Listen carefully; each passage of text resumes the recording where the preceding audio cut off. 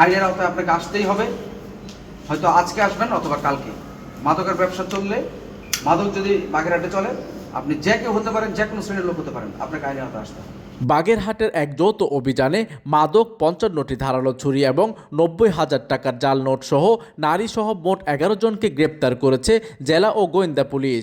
বুধবার শহরের নাগেরবাজার এবং খান জাহান আলী মাজারের দিঘির পাড়ে পুরো এলাকা ব্লকেট দিয়ে ব্লক রেড চালায় পুলিশ। এই সময় বাড়ি বাড়ি তল্লাশি চালিয়ে উদ্ধার করা হয় ৩১৫ পিস ইয়াবা, ১৪০ পুরিয়া গাঁজা এবং ৪ লিটার চোলাই মদ, বিপুল পরিমাণ দেশীয় অস্ত্র ও জাল টাকা। জেলায় ৩৫০ মাদক ব্যবসায়ীর তালিকা তৈরির মধ্যে ইতিমধ্যে প্রায় ২৫০ জনকে গ্রেপ্তার করেছে পুলিশ। মাদকের বিরুদ্ধে অভিযানে কোনো রাজনৈতিক চাপ নেই বলেও নিশ্চিত করেছেন জেলা পুলিশ। প্রতিনিধির তথ্য ও পাঠানো চিত্রে ডেস্ক নিউজ, দিগন্তের বার্তা 24, বাগেরহাট।